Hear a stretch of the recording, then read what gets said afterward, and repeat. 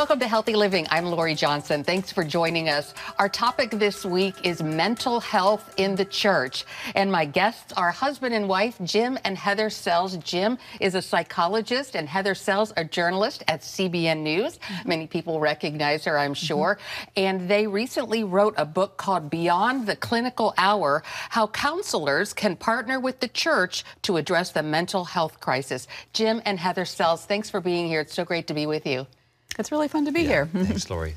Pleasure. So you two are obviously very busy people with thriving careers, and this was a huge project. It took years to put together. Why was it so important to you to do this book? It came to us through an invitation from an editor who worked for InterVarsity.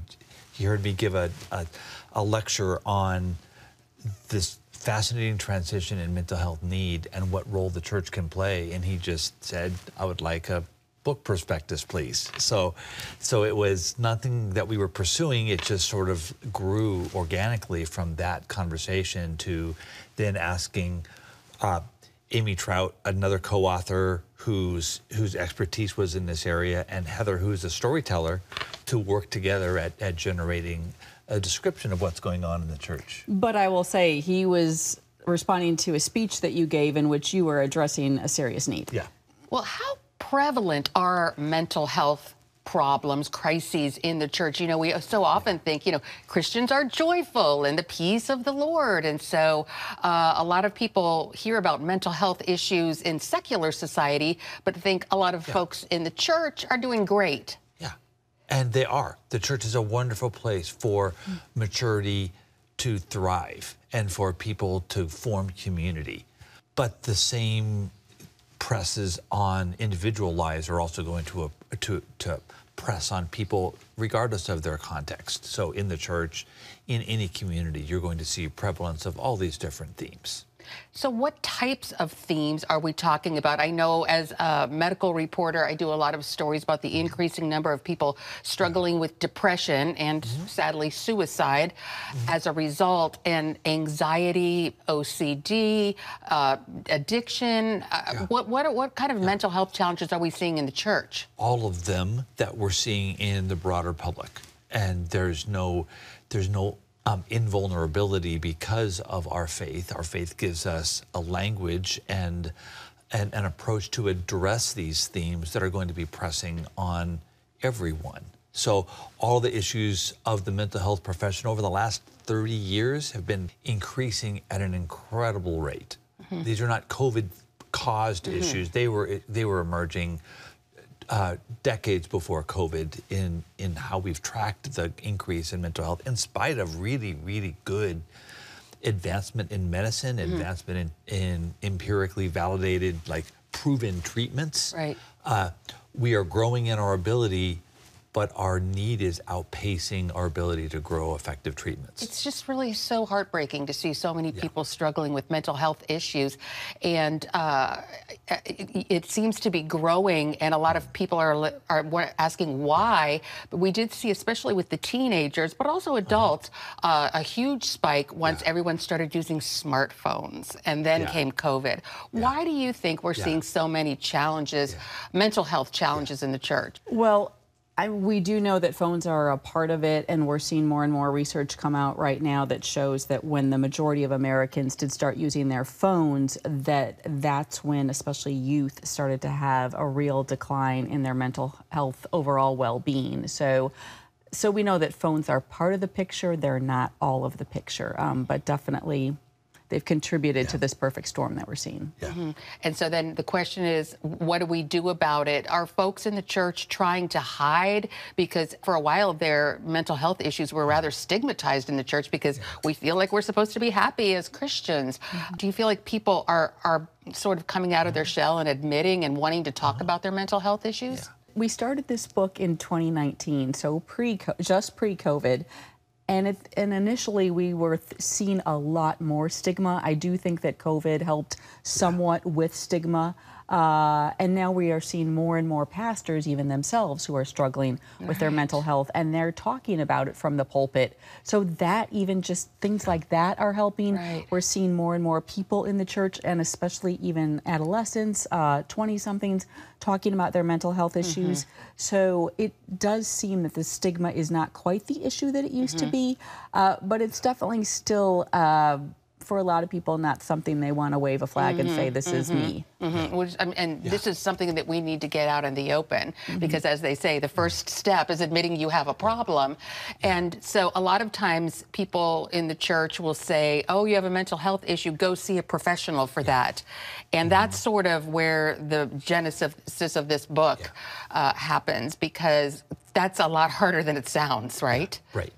The difficulty is finding a professional clinician, a psychologist, counselor, marriage and family therapist, social worker, who has space in their schedule, given that so many people have need. The waiting for services could be a month, 2 months, 3 months. So there's not a means by which a person that needs to be seen today can often receive treatment in the next even few weeks. So that prompted the thought of, is there another system that we can employ? That's the reason for the Beyond the Clinical Hour title. So therapists are incredibly inefficient at being able to address large numbers of people. An average psychologist or counselor will see about 200 people a year. Well, when there's 20 million people standing in line having need, you never get to the end of the line. Right. So that was the prompting. The church has a capacity to attend to mental health concerns, not necessarily psychopathology, but instead of thinking about depression, thinking about just sadness. Or instead of anxiety disorder, people are really stressed and worried. And stress and worry is a common experience. We feel that every day, at work, at home, and to create the language and the relationship by which normal stress, normal discouragement, normal deep sadness, painful, but still within the realm of what everybody experiences. That's what the church can provide like no other facet in society. This is really encouraging. This is something that I'm sure our viewers are saying, I really need that. So many people are sick. They know they're sick, but they don't know how to find a doctor or a mental health expert to help them. So to think that it can be in the church is really great. And, you know, up until this point, especially in small churches, if folks had a personal problem, they would go to their pastor and schedule an appointment with their pastor. But that doesn't happen very often, right? Well, the research shows, that people really do go to their pastors, and I think that's a good thing. That's a good starting point. And this book is really just encouraging, hey, the therapy hour, the clinical hour, meeting with your counselor is not the end-all, be-all. In fact, there's not enough counselors for everyone. So this book is really encouraging, hey, Christian counselors, how can you and churches come together and begin to collaborate and really meet the needs? Because people in churches want to meet the needs. That's a lot of the reason why they're there. And so it's like, how can you come alongside someone and sit with them and hear their pain and address it? And how can a Christian counselor help you with that so that people who cannot get in to see a counselor or who cannot see a counselor for their whole life can be supported by people in the church? So I think it's really a time for just thinking in real different ways about how do we address mental health. And it's not just in 50 minutes. Right. We don't want to convey the idea, oh, don't go see a counselor, go to your church. Right. No, we want to convey the idea, counselor, think differently about how you go about your work. Instead of the 25 people you're going to see this week, think about, how can I effectively attend to 10,000 people? That means I need to collaborate with churches, providing for them consultation, providing for them training that they can do a great deal of this work on their own. I'm plenty busy. Let me spend some of my time dedicated towards helping you with the mass treatments that are needed for their culture. Well, it's absolutely God's work. It couldn't be more timely. We're going to take a break and be right back with Heather and Jim Sells. The book is called Beyond the Clinical Hour, How Counselors Can Partner with the Church to Address the Mental Health Crisis. Stay with us. Welcome back to Healthy Living. We're continuing our discussion with Jim and Heather Sells, authors of the book Beyond the Clinical Hour, How Counselors Can Partner with the Church to Address the Mental Health Crisis. And before the break, you were talking about ways to get professional counselors into the church, out of their clinical environments. And that seems sort of like a difficult task. Yeah. We are trained to think of one-on-one, me and you, in this very private hour. But counselors, psychologists, mental health professionals also need to be prepared to think about, I'm a collaborator, I am a program consultant, I am an assessment evaluator, I am an idea generator to address the needs of my fuller community. We speak about like advocacy and our role within society as beyond just me and you in therapy, but me and you as part of I am part of us as a social change agent, and the church can become the big platform by which change can occur. And that's some of the reporting in the book is talking about how this is already organically happening, where a rabbi will talk with a psychiatrist and get a few tips for someone in his synagogue, and that just slows down the pipeline so that person doesn't have to go to the clinical hour for their needs. Oh, wonderful. So how does this actually work? Do pastors seek out professional counselors, or how does it work? That's one of the tests of the book, is to encourage the active pursuit of those relationships. It's happening organically, as Heather just mentioned, and that was really her job in the book, is to look for those organic immersions of ideas that we can report and describe. We're needing to promote a sense of changing the way you do business. As in, I grew up in Southern California. The San Diego freeway was just a crowded freeway when I was there. So they've tripled in size. And now it's a crowded freeway. So the idea of thinking about another way of transporting people around Los Angeles is really what they have to think about, the same way with mental health care and the use of the church. Right, yes. That's a great analogy. So for people who are interested, perhaps in their churches, maybe they're pastors, whoever might be watching the show right now, how can they get the ball rolling? Yeah. We have been given this wonderful privilege. We, Regent University and Caris Institute, where I work, to think about, that's the idea, the book is the idea, now create an application.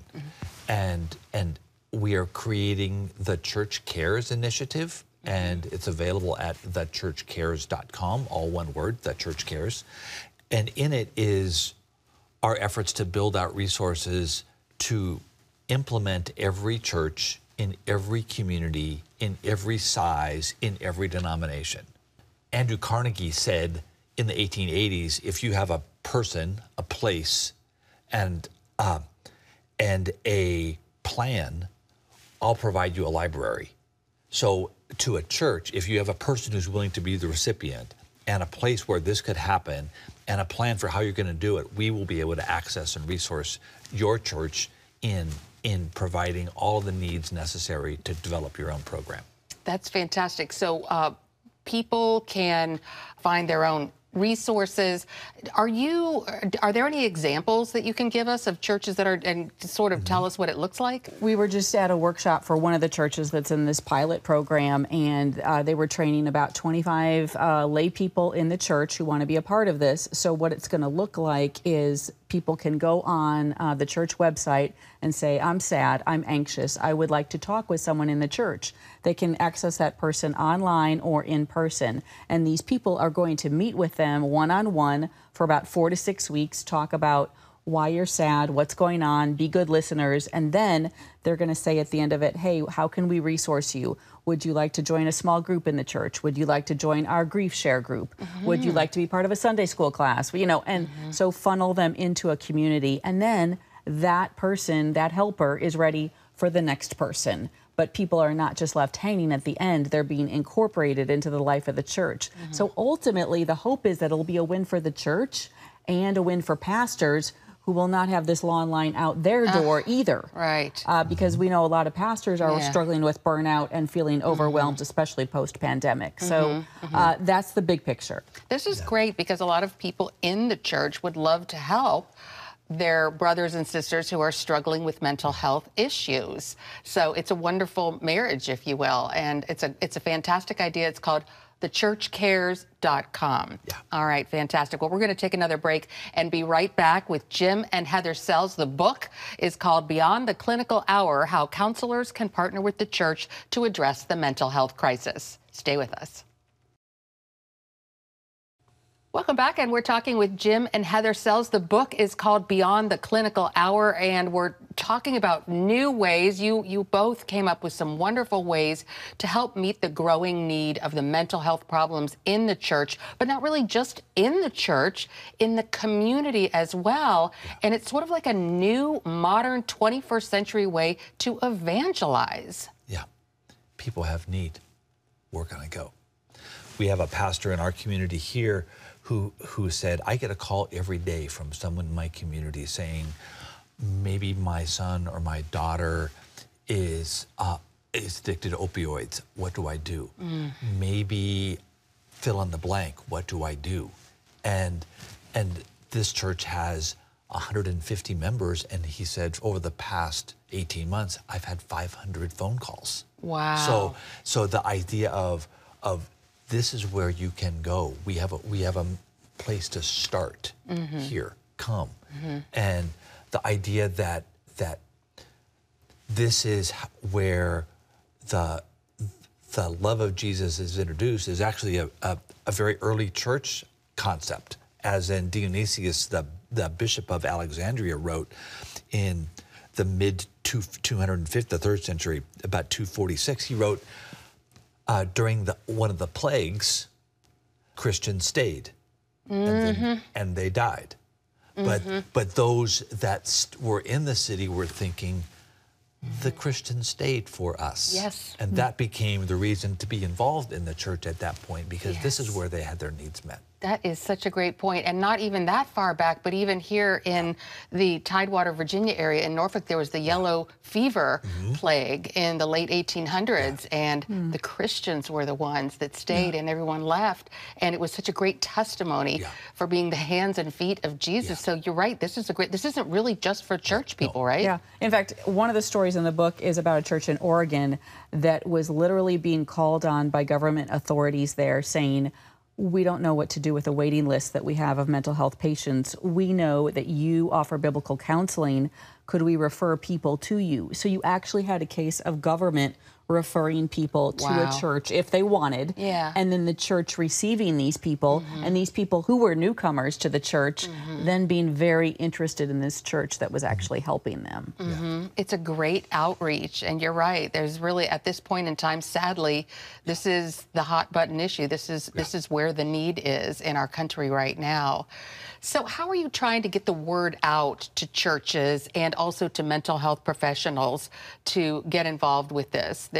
You mentioned the one website, thechurchcares.com, and the book itself, Beyond the Clinical Hour. Is there some sort of outreach? We are partnering with every organization, and there are many that share common values and interests and resources, and distributing what we can offer, what they have to offer that we can put up on our website.